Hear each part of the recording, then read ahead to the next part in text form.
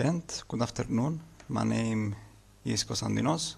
I am an Emirates wannabe, or else I am an Emirates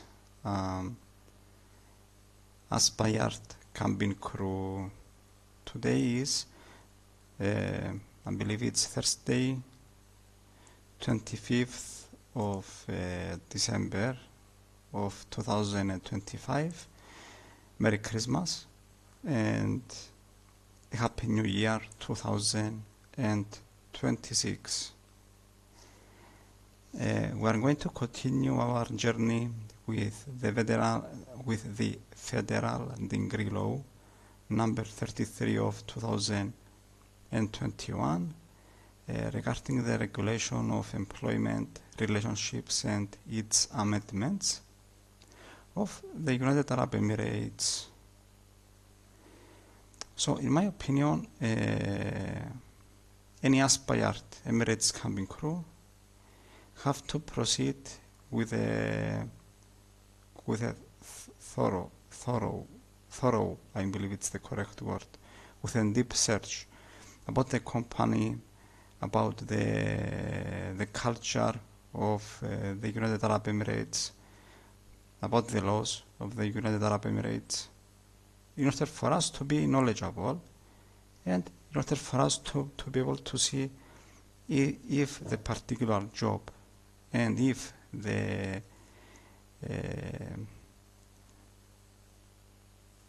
let's say and if we choose to reside in the United Arab Emirates, it's a good fit for us, because yes, it's a good thing for someone to have free accommodation, free meals, free electricity bill, free water bill, tax-free salary. But we need to consider and other aspects, such as the work environment, the work responsibilities, the laws of the country in this occasion. Let's say the country that the Emirates cabin crew, the resident, let me find the correct words. In our occasion, the country that the Emirates cabin crew will reside on is the United Arab Emirates.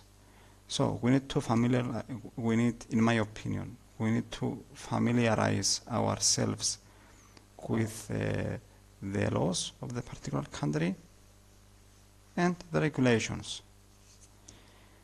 So in this video, I'm going to see the Article 6, Recruitment and Employment of Workers, the Article 7, Work Patterns, the Article 8, Employment Contract, the Article 9, Probationary Period, and the Article 10, Non-Competition Clause.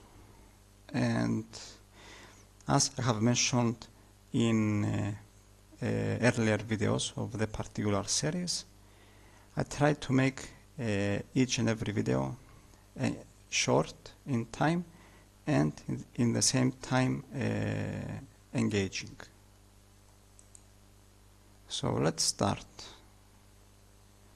Article 6, Recruitment and Employment of Workers, page 15.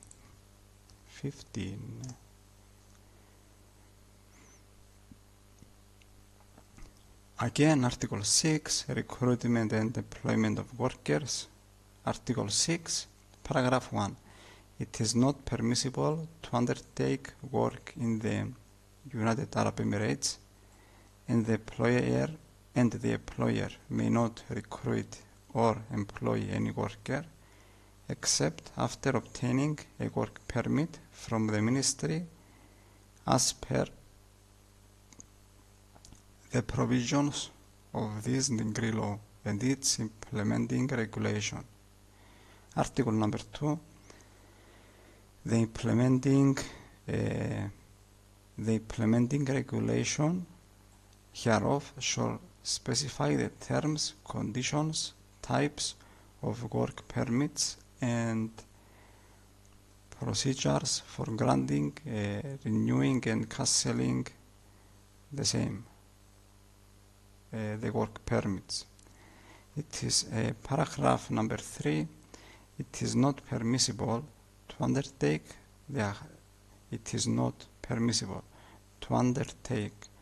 the activity of employment or mediation to recruit or employ workers except with a license from the ministry in accordance with the conditions and procedures specified in the implementing regulation hereof. So let me see if I was able to understood completely the particular paragraph. It is not permissible to undertake the activity of employment or mediation to recruit or employ workers except with a license. Okay, in a sense, the paragraph 3 says that in order for an employer, in a certain business, to employ a worker or a group of workers, at first the employer needs a license, a work permit, correct, from the ministry, and the ministry is, okay, hereof the word ministry refers to, let's go to definitions, no, not this one. Ministry is the Ministry of Human Resources and Emiratization of the United Arab Emirates. I don't know, any time that I try to speak in the English language, somehow sometimes I lose my path, my tone. Let's continue. So, in essence, an employer that any active employer in the United Arab Emirates needs permission in order for the employer to be able to employ workers, let's say. Needs permission from the relevant ministry of the United Arab Emirates.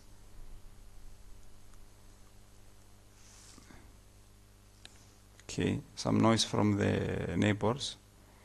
And just remember, by law in the United Arab Emirates, there is the employer and the worker, not employer and employee.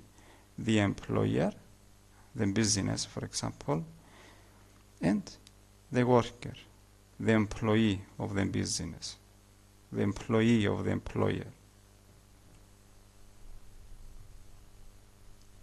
And let's go to paragraph 4, improving and developing the capabilities and skills of workers in the private sector in a manner that enhances the efficiency and productivity of the workforce in the United Arab Emirates labor market and no, wrong, article 2. Oh, my mistake. Let's continue. Article number 4. The employer is prohibited from charging the worker for the fees and cost of recruitment and employment or collecting them from him, whether directly or indirectly. So, for example, the Emirates Aviation Group is not allowed to collect any fees or cost of recruitment from the successful candidates for the position of, for the role of the Emirates cabin crew. The minister, in coordination with the concerned entities in the state, shall issue the regulating jobs, the resolutions. Let me read it again. The Minister of Employment and Emiratization of the United Arab Emirates, with the concerned entities in the state, should issue the resolutions regulating jobs in which the recruitment and employment of workers are prohibited, as well as the rules of the same.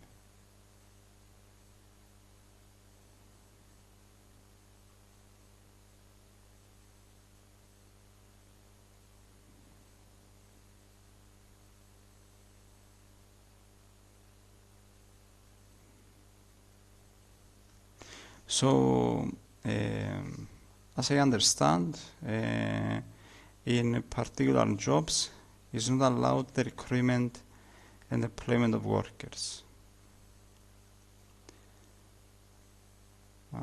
The resolutions regulating jobs in which the recruitment yes, in some jobs that for now are not yet named, there are some resolutions that which do not allow the recruitment and employment of workers, whatever this means. I guess later on the law will identify the particular paragraph, the meaning of the particular paragraph. Okay. Okay. I believe, as I may have understood correctly, in order for an employer to employ a worker to be able to employ a worker in the United Arab Emirates, at first he needs to have a verbal agreement with the worker. After this, I believe he needs to have a written agreement, a contract with the worker, and the particular contract should be approved from the Ministry of Employment and Emiratization. Ministry of Employment. I don't remember correctly the name of the... let's go up. Not this one. This one here. It's the Ministry of Human Resources and Emiratization. Not employment, human resources. So, if the Ministry of Human Resources and Emiratization does not approve the employment contract of a worker, then the employer is not able to employ the particular worker. For example, let's assume that I was able to successfully pass the Emirates cabin crew open day. The Emirates, after all,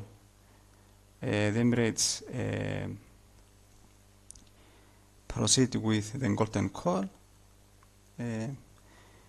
I was able to answer the call and agree verbally that I would like to work for the particular company, for the Emirates Aviation Group, and let's say I make an arrangement that I say, I am able to start work I am able to join a badge in a period of 2 months or 3 months from now. Okay, and the recruiter might say that's fine with us. We will send you the necessary the list of the necessary documentation that you need to upload to our new recruits portal. Okay, So far so good. And after this, I was able to complete the necessary medical examinations. I was able to have on time the necessary identification documentation. That means I was able to have my bachelor's degree and my high school certificate properly sealed and verified from the Ministry of Education of the United Arab Emirates. I was able to have the United Arab Emirates seal on a copy of my passport. So far, so good, let's say. I was able, in the end of the day, to upload all the necessary documents for my employment to the Emirates candidates portal. And after all, after the gathering of all this documentation, Emirates proceed with the final steps in order for the Ministry of Human Resources and Emiratization of the United Arab Emirates to issue the final permit in order for Emirates to provide me with the final contract, and from my side to be able to sign the contract, upload it to the Emirates online portal, and thereof receive my induction day for the Emirates Aviation College, and the one-way flight ticket to Dubai. So, as I guess, after, even if I am able to complete, even if a candidate is able to on time complete the necessary documentation, the Ministry of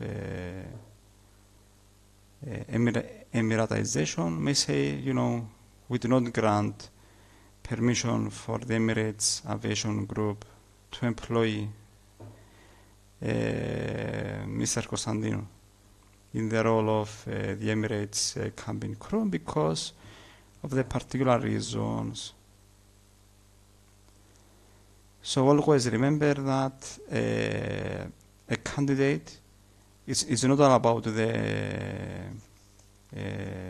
documentation. Yes, you need to have on time the necessary medical documentation, academic documentation, and identity documentation ready in order for you to submit it to the relevant Emirates cabin crew portal, recruitment portal. But you need to receive the two approvals, two seals, let's say.